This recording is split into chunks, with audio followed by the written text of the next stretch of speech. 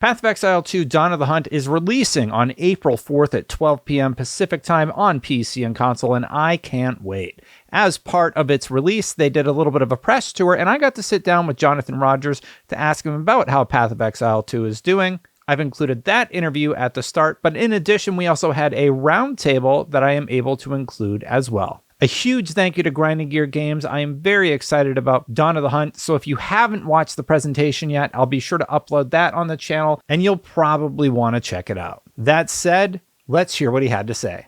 How have you been? It's been a while.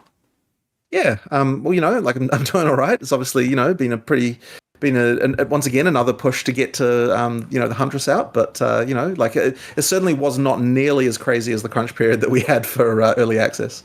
So that's been a lot better. I hope I added a little levity in chat today. It was all super serious. So yeah.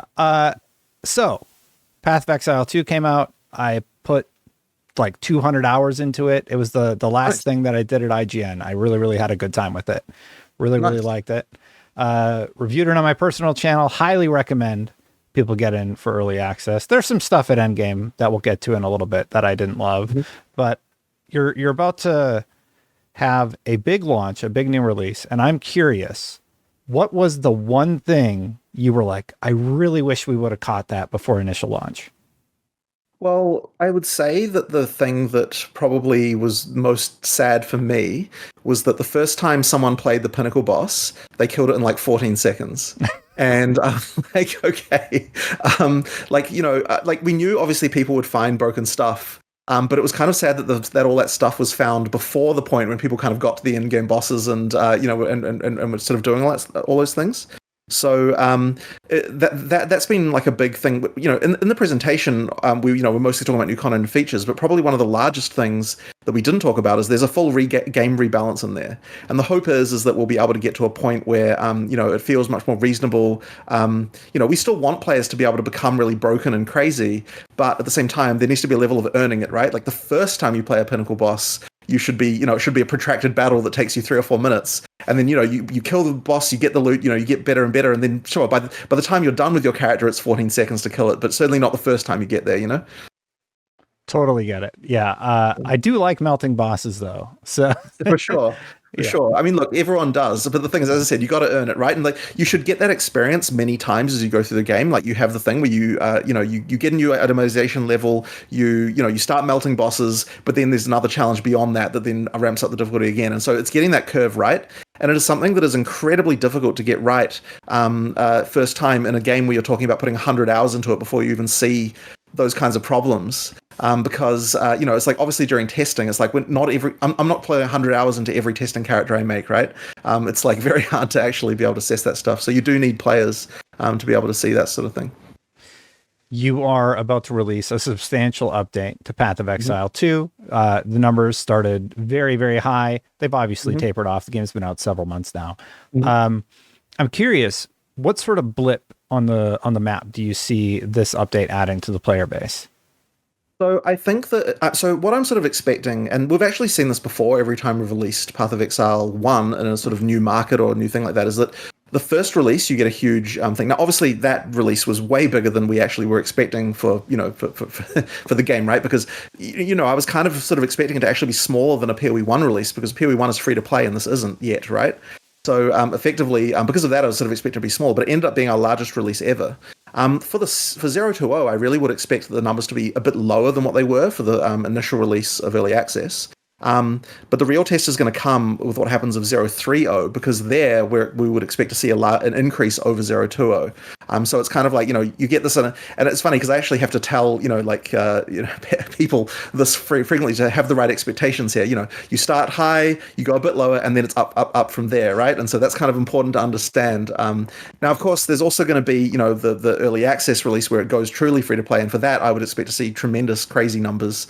Given what we saw for early access. But during early access with the things I would expect, like down for this one, then a slow trend up is what I would be hoping for. Got it. And just to be clear, it's not going full free to play just yet. No. So that'll be during the full release, which as I said, hoping this year. That's my every effort will go into making that schedule this year. But you never know, right? I don't want to promise anything just yet. Yeah, well, every cent I spent on the game, I feel very, very happy. You guys actually gave me a code, and I went and bought the $40 thing anyway Oh, because well, I thank you like very that. much. Like, whenever I like a game that much, I gotta do it, you know. So I want to sort of reflect. It came out that Chris Wilson had departed Grinding Gear Games. Obviously, he helped with a lot of the workload. You're largely focused on Path of Exile 2 now. How has the team adjusted, and how has it been getting along, given that you're running two concurrent games at the same time? Well, Chris actually hasn't been day to day involved for quite a long time, right? He was just acting as a board member for like, for quite a long time now. So it hasn't like, he stepped down as a board member recently, but that was like not really like a big deal because that doesn't affect the company's day-to-day running very much. Certainly, it would have been nice to have had him continuing to work on POE1 like over some periods of the time, but I wouldn't really say it's anything to do with the difficulty of getting POE1 made at the same time as POE2, because ultimately the issue there comes down to like people who are like the hard part for this is like people who really know the game really well and are able to be the kind of person who can design Path of Exile. And that's the part where it becomes like a shortage and it's quite hard to do. Now we're sort of restructuring our team to sort of make it much more possible to run both games simultaneously. We had a very different type of like company structure during the point when POE2 was in development separately from POE1. But now I think it actually might be better to sort of merge people back a little bit more, reintegrate the teams more, and then that will sort of mean that like we can allocate resources to both games more correctly from what it needs right now. And so what I'm sort of hoping for ideally is we get into a situation where, it's like when we're making something that's more animation heavy in one game, we're making something that's less animation heavy in the other one. We kind of like try to load balance things a little bit more effectively across the company. But as I said, you still need the ability to know what the game needs right now. And that's something that's very hard for most people to actually come up with. And really, there's only a few people in the company who are really good at that. And at any given time, it's really hard to say, okay, well, I don't want to lose someone forever to one project and never get them back. So I feel like that sort of merging again does need to happen. So that's a little bit probably a bit vague, but effectively what I'm saying is, yeah, we're trying to get the company into a structure where it's possible to get both games concurrently developed like that. As an outsider looking in, you two did seem close, so I hope you stay in touch and. Well, 100%. I mean, I talk to him every day. I talk to him every day, all the time. It's not like there's some falling out or anything. Like we just, he's just, it's a stressful job. Got it. Yeah. Your original roadmap, speaking of changes, it's probably shifted a lot. What was the hardest piece to move when you realized it had to be moved? Well, I mean, look, so the main thing is like So I assume you're talking about in terms of when the release date for early access, for coming out of early access would be. Yeah, well, early access, you had delays, but like, what was the one thing where you're like, we have to change this, we have to make this hard call? Was there a situation like that? Yeah, so the hard one that really was hard for me was when we had to slip the POE1 release, because we'd promised that to the community, like 100% we had, and like I really believed that was going to be possible, and then it honestly, like, it creeped up on me in a way that was like really terrible that I should have foreseen. So, but the thing is that POE2 with the balance problems that we had that needed to be addressed, like we didn't feel like we were able to let POE2 be in a state of not getting an update as soon as possible, because of the balance issues that we had. So for that reason, we made the decision to slip POE1. But it was really horrible because I really wanted that to happen, and it was a promise that I had made. It isn't in terms of other things, like in terms of like when the release, the final releases and that kind of thing. I'm not as worried about that because ultimately, as long as we're delivering a good experience for players and we're fulfilling the promises we've made as far as when content happens, I'm fine with that. When the actual final ship date is kind of less important because the players who are playing are still having a great time. So I guess that's what's important to me, is just making sure as I said, I'm keeping my promises and we're actually doing what I said we'd do. Yeah, I can understand that. You kind of feel like you kind of got to bite the bullet and just say, look, it's not going to happen. Here's why. Right. I think you've done a really good job with that messaging. Honestly, I think you're more open than most teams are. And it's refreshing to see. All right, thank you. You have so many classes to choose from. A few jump out as overpowered. Some are okay. Was there a class that you feel was in need of the most TLC?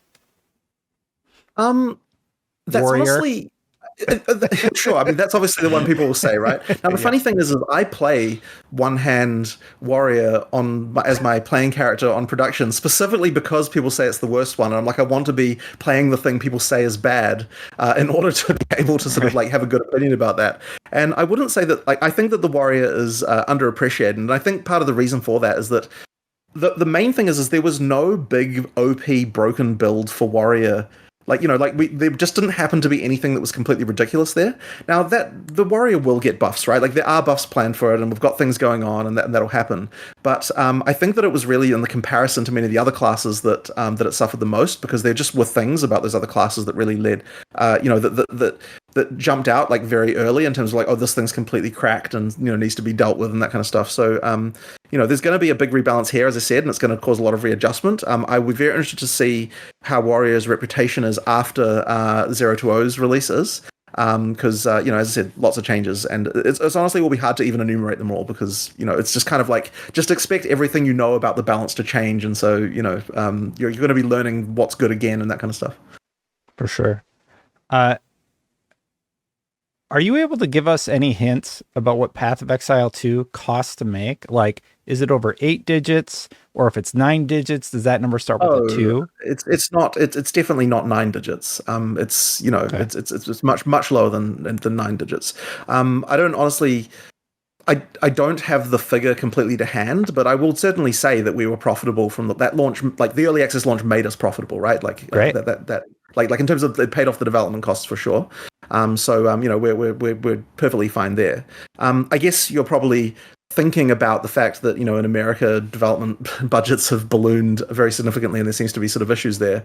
I guess that's sort of a problem that I guess would be specific to America. I would say, because the rest of the game development industry and the rest of the world, I don't think is having that same kind of concern. So yeah, it was the project ended up very well in that regard. Good. That's great to hear. I was sort of curious, why do you think you have such a good grasp on your cost to profit ratio versus the Western market? Is it just where you live, or like what helps? I don't think it's necessarily. I mean, okay, so California obviously has very high salaries relative to other countries, but I mean, I would say New Zealand's pretty much in line with the rest of the world as far as salaries go, like outside of that. So, I mean, salaries is definitely a part of it. But the other thing as well is we try to be a very efficient company, right? Like, we try to lower the bureaucracy. We haven't, got multiple levels of middle management and things like that. We just, try to keep things slim and lean and efficient. And it's sort of interesting because, something that happens to us is that for a lot of people, our company is their first job. And so at some point, they'll decide for whatever reason they want to leave and go to another company. And a lot of the time when that happens, they have an awakening of like what other companies are actually like, because they sort of assume like they'll be in our company and then they'll see and they'll often think, oh, it's so inefficient that this is happening or that is happening or whatever. And then they go to another company and they realize actually GGG is very efficient relative to a lot of other companies. So it's something that I kind of take pride in, but it's also a source of frustration for me a lot of the time, because, like, this is something I care a lot about. And so anytime there is any kind of thing which is like I can see bureaucracy building up, it kind of, goes, I have to get rid of that, So, like, it's kind of a constant thing where I just constantly have to be fighting against it, because it's as I said, something that just builds up in companies over time, and we're getting bigger, right? Like, we're over 200. I think we're about 210 at the moment. Like, some of those things start to pile up, and like, you start to run into scaling issues. So I'm really hoping we'll be able to keep our kind of lean approach, because I do think it's a huge part of why we're able to create content efficiently and deliver quickly. What was your favorite piece of coverage about Path of Exile 2 that's come out since it's launched? Besides mine, of course, because mine has been pretty great. Honestly, I have a hard time picking one. It's like, it's actually bad, because when the game came out, I was like watching so many YouTube videos that it actually started some kind of YouTube addiction that I had to like actively get rid of, because it's like I was just constantly like maybe doom scrolling is the wrong word because most of the coverage was good, but I was constantly just like checking, oh, what new videos have been posted, and honestly, it's good on some level to see that stuff because you're finding out what people, what people's feelings are. But on the other hand, there can be too much of that, right? Like you do need to actually stop doing that and actually just make the game at some point. So I don't know what I would say was the one that I enjoyed the most. Honestly, it was just great just seeing so many people enjoying the game, and probably the thing that I enjoyed doing whenever I watched a new piece of coverage was going to the point in the video where they where they fought like bosses for the first time and just seeing their reaction to skills and things like that. That's like kind of my favorite thing, of just the surprises that people get. It's probably my most entertaining thing. Yeah, that stuff's really fun to watch. Speaking of fun stuff to watch in the game, you treated us to another cinematic today during the reveal of the new content. We didn't get a ton of those in the game. We had sort of the water painting style thing that you did, or etchings, if you want to call it that. Are we going to get more of those when the final launch comes? There will be a couple more when the like proper cinematics when the final launch comes out. We've actually already made them, there's some more stuff like that that's coming. But look, fundamentally, we're not a game that's going to be constantly giving you cinematics of that nature most of the time. We're a game you expect people to play through lots of times, so we try to be as engaging and immersive as possible, while also making it so that if you're playing it for the seventh time, that you feel happy about the fact you can just get past everything. It doesn't feel frustrating. So we're kind of like very careful to maintain that, because it's very easy to sort of break that and then immediately get to the point where it sucks to have to replay again if you're too heavy-handed with that stuff. Yeah, I hear you on that one. I did a solid place. Well, because of the early access, you play through it, and then that character gets deleted in the preview event. So I pretty much have the first two acts pretty well memorized at this point. Sure. And it's still fun to go through because every class feels a little different. And today, the class you revealed was the Huntress. Now, way back in GDC, I want to say 2022 or 2023, you actually demoed the Huntress and the bear roll to me. Yeah. way back then. What sort of evolution has that character gone through since that first initial reveal of it way back then? So it's funny because class is one of those things which it's like every time you add something, it can potentially cause you to revisit everything that came before it. And so this is why they're the hardest thing to predict, like how long they're going to take to make and that kind of stuff. Like we thought we had kind of gotten the formula of the Huntress back then, and then later we found out we totally had not got the formula because we started adding new things and it just wasn't working correctly. Like we weren't able to add new things to that tool set and have it work out. So it's received tons of changes, but the thing that we keep on going back to, the thing that we try to make sure of, is that fundamentally what our goal is with each new class, when we add it, with each new class, we're thinking, what is the weapon type they're using, right? Even though you're not technically, required to use it, that is kind of like the primary driver. And so then with each weapon type, we're thinking, well, what is the thing that makes this weapon different than every other weapon type in the game in order to make it feel different? And so for spears, that is the fact that a spear is the only weapon type that you can use both as a melee weapon and a ranged weapon. So therefore, everything we do should be along the lines of how are we going to incentivize that type of gameplay? How are we going to make it so that that is the thing that can make this class feel different? So really it was just like, more things, like make sure that every melee skill, the combo piece you need for it is a range skill, and that every range skill, the combo piece you need for that is a melee skill, and then also add the tools for jumping back in and out of combat. And what that kind of leaves you with is a class that feels incredibly agile, which is good because it's a primary dex class. It should feel the most agile, one that, as I said, feels very different from other things. So that's what we did. But as I said, the specific details of that have changed a huge amount since then. Like we had Whirling Slash, but we didn't have all the interactions with ground effects. We didn't have the Frenzy Charge stuff that we've done now, where every spear throw has an interaction with frenzy charges. Even just from the point where you equip a spear on the beach, you now get both a melee attack and you get a default melee attack and a default ranged attack to really just sell the concept right from the beginning of you should be using both of these. And then even the default melee attack still can take advantage of frenzy charges because that is the rule that every single spear throw can use frenzy charges. So you're kind of just building that in. And then I think the other thing that probably majorly changed since then was the parry. And this is one that I was actually very skeptical of. And like the whole time we were doing it, I was like, it's never going to work. It's never going to work. And the reason why is because parry in most games, the way it works is that it's the classic thing of if you time the block just at the right time, you do the parry, right? That's just like every game does that. Mm-hmm. And in our game, that just doesn't work because the attacks come in too fast and you don't have enough time to follow up because, you're being attacked by like 5 things at once. And we're not going to slow down every monster attack in order to make parry work. So Mark had the idea of like, what if we changed it so that it's kind of the opposite of that? Like you hold down the button and then it's the follow-up that you do in response to the parry that happens automatically that gives you the power. And in our game, it actually works really well. And so as soon as we got the feeling of that down and, we had like, you do the sound effects and you do all the get exact animation timing and just get everything perfect, suddenly it feels awesome. And that's actually changed how the class felt a lot. And then, that I would say was something, definitely a revelation as far as the class feels go. So I'll be very interested to see how you feel about how parrying works. And honestly, one of the main things that it's also done is it's demonstrated us how bad blocking is on the warrior by comparison. Because now we feel like we need to do a definite upgrade to that. And my hope is we'll get that upgrade. We have a plan for this. My hope is we'll get it in for 020. But because it's not done yet, we haven't announced it yet. We've got one more week to make sure that happens. And if we can't do it, we won't do it. But I've got some plans for making one-hand warrior feel much better in this regard. I have a pitch. Dual wielding shields. What do you think? No. I don't know how that would work. I'm not sure what skills worked in Elden Ring. Just saying. Yeah, I guess so. The wall build or whatever. Yeah.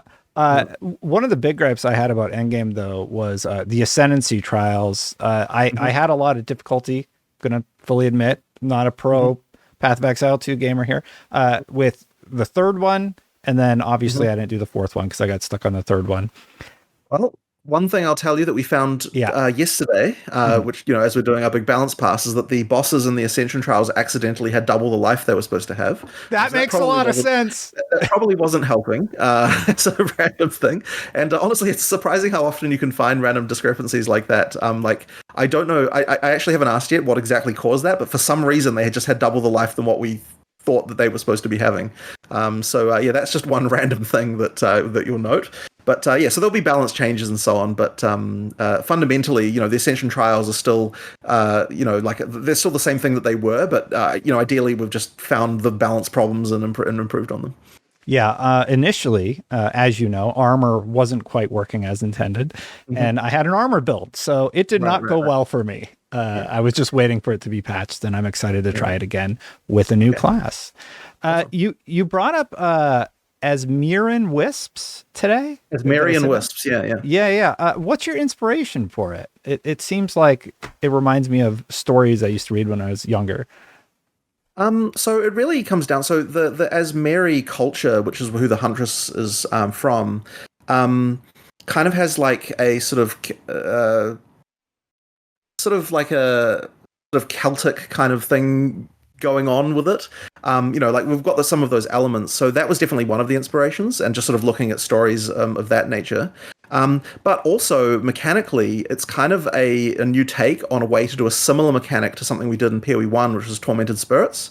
So there were lots of problems with that mechanic in POE1, and we kind of wanted to find a way to make that similar kind of thing, but with a new theme and a new vibe and better mechanics and so on to kind of improve on that formula.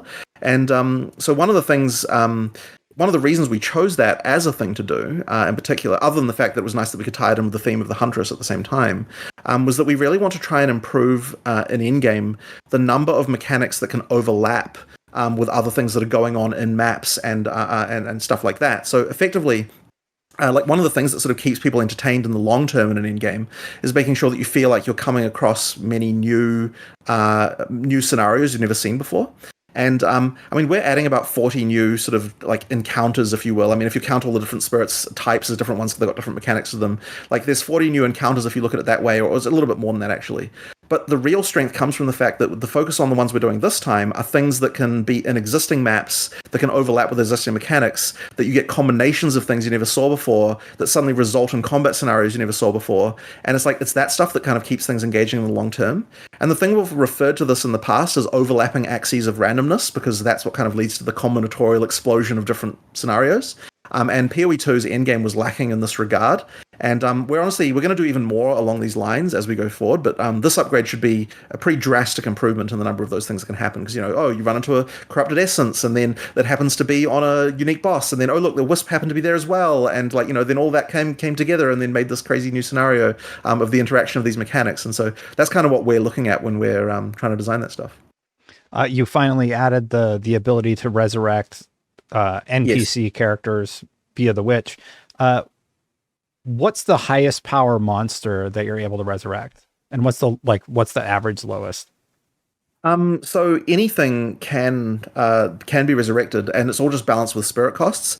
I mean, I have a feeling this is one of those things that okay, so we've tried to balance this, but I am sure that people will find stuff that is crazy. I mean, like it's honestly, as I said, we've kind of tried to make it so that things are like the spirit costs are relatively balanced. So it shouldn't really matter. Well, it'll matter obviously because it has to fit in your build, but it should be the case that it all should work out. But I mean, obviously you've got big monsters like I'm terrible with names, by the way. There's the big lizard thing with like a thing on its back that like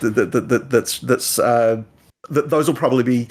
People probably like those, but I think probably the other one as well is those guys from Freythorn that create the purple explosions. Like they're quite large area coverage, and like that's probably a pretty good one.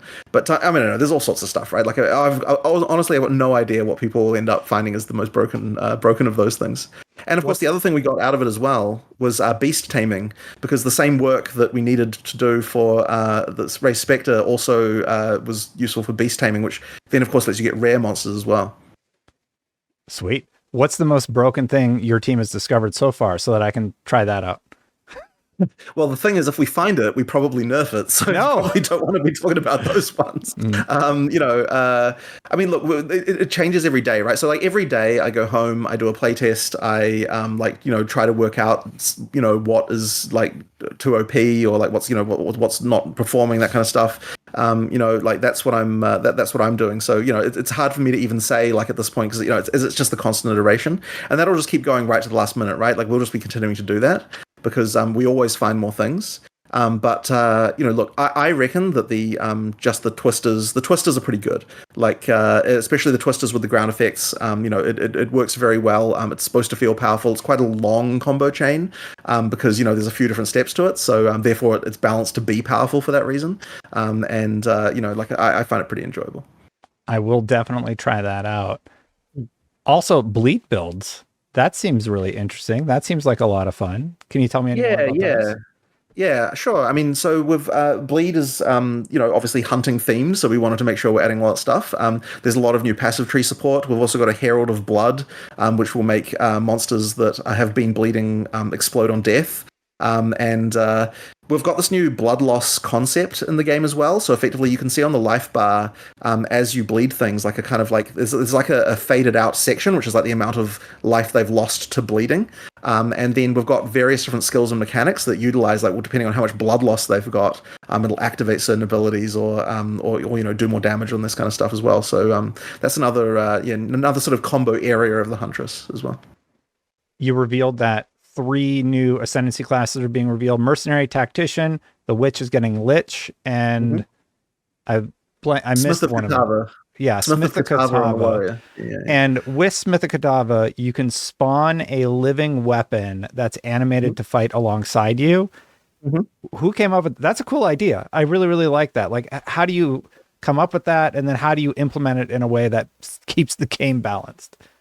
I mean, that one, I mean, I'm pretty sure Mark was the one who wanted to do that, but we actually had a similar thing in POE1 where you could raise weapons as items off the ground, but it always had mechanical problems that we weren't really very happy with. So this was a way to kind of do it that was more, that removed the kind of the frustrations that players had back in POE1 with that idea, putting on an Ascendancy class, and then, we're able to basically just realize the idea much more effectively. But I mean, fundamentally, when we're looking at the design of Ascension classes, we often start with some kind of like, well, what is a cool fantasy of like a character, right? So like, it's actually normally the fantasy that comes first. And then we think of, well, what are all the different ways that what would a person who was like this be able to do? So the idea of like of like a smith who worships like an evil god, was kind of like the starting point, and they're like, well, yeah, exactly. So where do you go from there? Well, obviously they should be able to forge their weapon and their armor, and obviously they should be able to do other things with all sort of weapon and item related things is what they should be doing.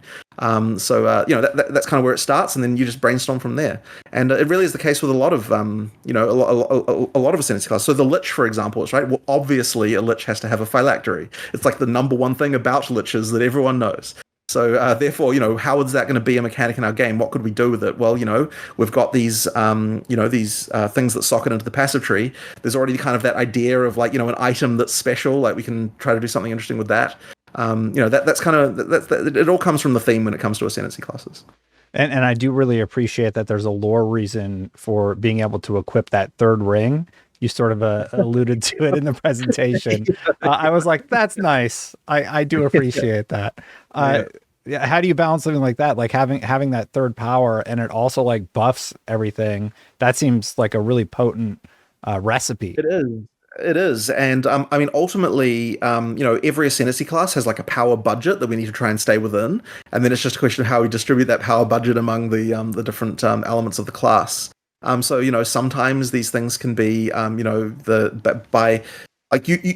you obviously can add downsides in some cases. In other cases, you make it so that the point that leads up to it is weaker than to have a relatively stronger 4-point node. You just have to be able to think about, what's our power budget? What's the increase in percentage of damage that you should be able to get, or defensiveness you should be able to get from an Ascendancy class? And, balance is possible to achieve.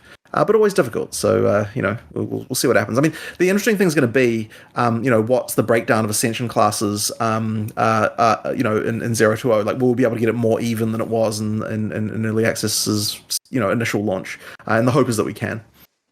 Jonathan, I believe PR said I had 30 minutes. I'm a little bit over, so I'll ask one last question. What's your go-to for lunch? For lunch, yeah. I actually don't eat lunch. Funnily enough, I'm a breakfast and dinner only type of person. But for breakfast, I'll usually just grab something from the bakery, like sausage roll or something like that. It's a classic New Zealand thing. Got it. I'll have to try that next time I'm abroad. Thank you so much. It's a pleasure every time we get to chat, and it was no different this time. I hope everything goes well with the new launch, and I'm looking forward to playing it. Awesome. Well, thank you very much. Now, if you haven't seen it yet, Path of Exile 2 just had a massive live stream talking about this latest expansion and all of the changes. We were lucky enough to have a little bit of behind closed doors time with Jonathan to ask questions, and these were his replies. Now, as is tradition, there were issues with the audio. I swear every time I interview Jonathan, I'm cursed with this, but I've included it here for your listening pleasure and cleaned it up best I could. Here we go. All right. So now I'm here to answer questions. So I guess the first question here that we've got in the chat is to do with interaction overriding things. That actually is something that was fixed, so that's sorted out. But also it's just worth mentioning that if you want, you can rebind which key the interact is bound to. It doesn't have to be bound to A, so you can change that if you like. But the particular case you're talking about, we did change the priority there. The next question was, do we have any plans to bind more than one keyboard key to an action, for example, potions or mana? The answer to that is I don't have any plans for it. It's kind of not really been something that I have to say has come up before. You can bind multiple skills to the action bar, but not generally other things other than that. The next question is, staying on the topic of controls, will we be able to switch between controller, keyboard, and mouse on the fly? The answer to that is yes. I actually did think we were going to get that into 0.2.0, but it didn't quite make it, but it will almost certainly be in for 0.3.0, because that is something that we have had requested quite a lot. The next question is about what challenges we've encountered during POE2's early access period. I guess probably the main thing that was kind of different than what we expected with regard to early access was that we sort of assumed that being in early access, we would have more latitude to be able to make mid-league changes to balance. But that was something that people definitely didn't tolerate, even though it was early access. So we've sort sort of realize that we do have to actually make sure we're still using a kind of season-based model even during early access, because if we don't, then players just are not able to tolerate the kind of balance changes we need to make. So effectively what we've had to do is like batch up all our like big balance changes into and they'll go out with the season. So one of the big things that we didn't really talk much about in that video is that there's a full game rebalance in there that will kind of make it so that pretty much everything that you might think that about how the skills are balanced is all kind of changing around quite a lot. And that's something that will just change the meta very significantly. So the next question that we've got here is about whether there's any plans to reintroduce some of the crafting currencies to allow players to access more advanced crafting options. Well, as you might have seen in the presentation, I think after the point we asked that question, we have actually reintroduced some POE1 crafting options, but there are also some that we would never reintroduce into POE2, and that's because we do want to make sure that we don't end up with a crafting system that feels overwhelming, especially from early game. We want to make sure that the crafting options are kind of, start to become more advanced as you get into the game, but also we have to be incredibly careful to prevent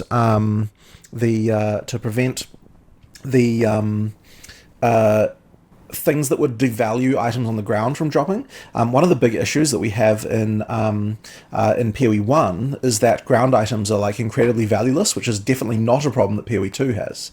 But if we were to there are certain changes to crafting that if we did them would effectively mean that nothing on the ground would even matter. So I think that that's something that we should try and really avoid. The next question is about will spares be available on other classes? So in our game generally, you don't we don't restrict any weapons to particular classes. Really, the purpose of the class, it provides you a starting point where you're going to find a lot of relevant skill points on the passive tree, but it also provides kind of a stereotype that players can then look to in terms of how they're going to build their character. You start off with a spear, you're very likely to keep using spears, but you can technically use them on any class, and due to our weapon swap system, you can combine a spear build with another weapon type if you like. Like people do build weird builds like that. So technically any class can use them. And the other thing as well is with our Ascendancy class designs, we often try to make sure that the Ascendancy classes have like an obvious way that you would use them, but also there's no technical restrictions on how you can use them. So we don't reference specific weapon types in our Ascendancy classes. We keep them open in ways, like even, for example, if you look at the ones that we have on the Huntress, you'll notice that there isn't anything that references spears there at all. It's all talking about projectiles and things like that. We try to keep things generalized so that they can have a wide variety of applicability. The next question is, regarding balance, can we expect frequent adjustments throughout each new league, or will changes arrive on a fixed schedule? And there's a growing sentiment in the community that the game is being treated more like a full release than early access title when it comes to balancing. So this is 100% correct. And as I said, we got heavily punished when we tried to treat it like early access with regard to making balance changes. People got incredibly angry in the first couple of weeks. So therefore we just said, no, we can't even do this. We do actually have to be doing balance changes only when you have seasons, and I think it probably will work better in the end anyway, because it will mean that we will have a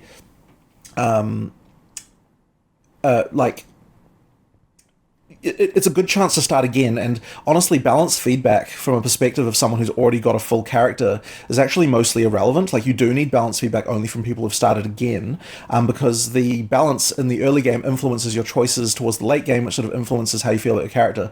If you just walk into the game after a balance change and then your character has been nerfed, you'll tend to just feel negative about that regardless of anything. So ultimately, I don't think that was ever going to work. We kind of have to make balance changes when there's also an expectation of starting the game again.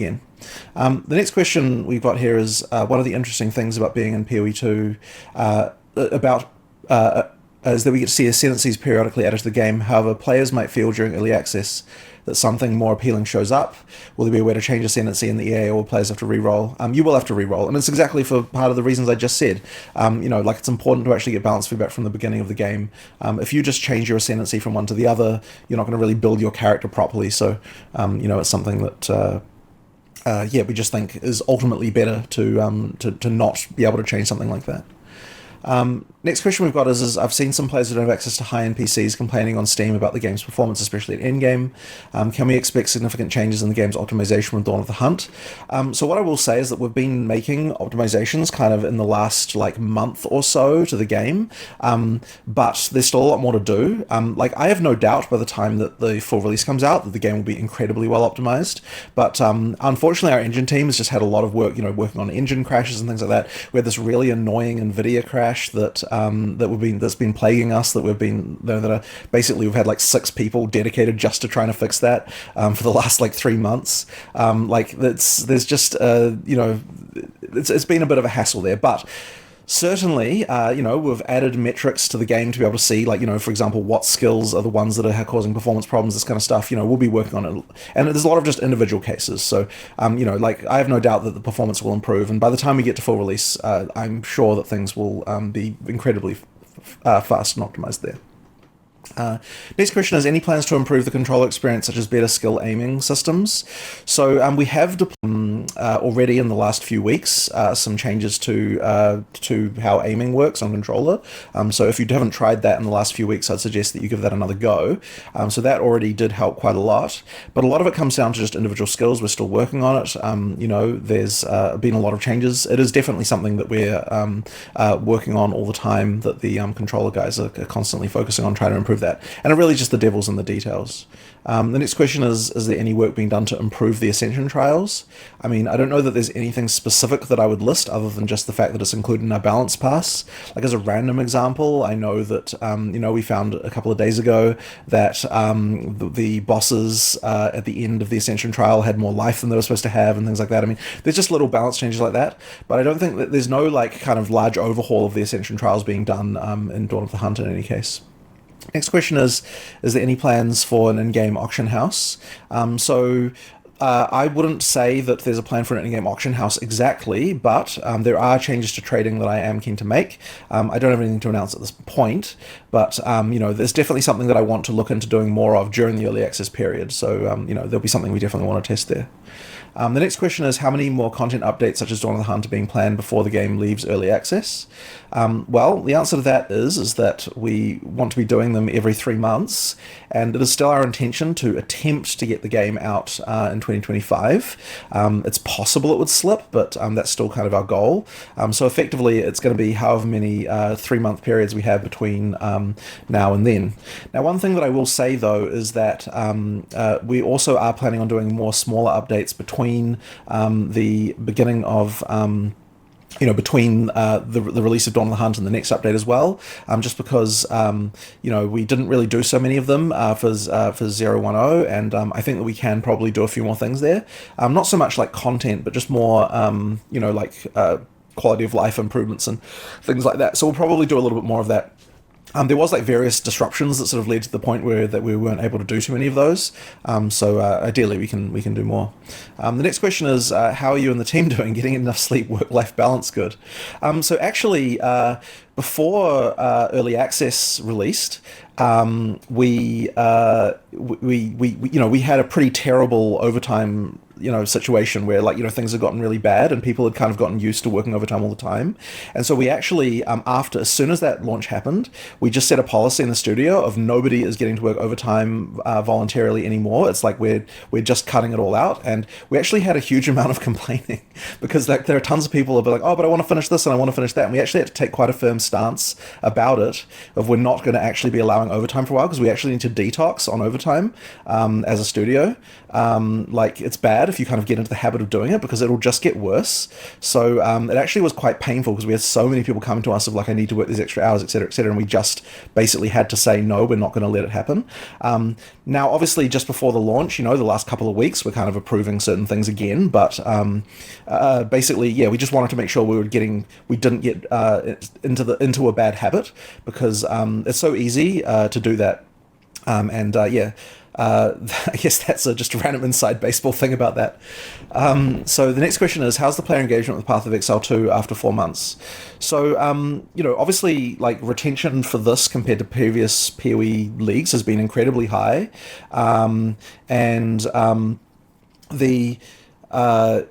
the like higher than a normal league, but ultimately we are still a seasonal game, right? Like the expectation of a player is that you play the game for a month or maybe 2 months, and then you probably quit, and then you come back and then you play the next season. So one of the key things with this season launch is going to be like we've got a bunch of new players. They're not necessarily used to that kind of model. Like kind of getting them to the idea that every 3 months you re-roll, you create a new character, you play through the new content, and then you don't have to kind of burn out on it, right? Like you can just eat your fill, leave, come back later. There'll always be new content for you. So this one's going to kind of be an interesting one to sort of because the player base has expanded so much and not necessarily everyone in it is sort of understanding that message.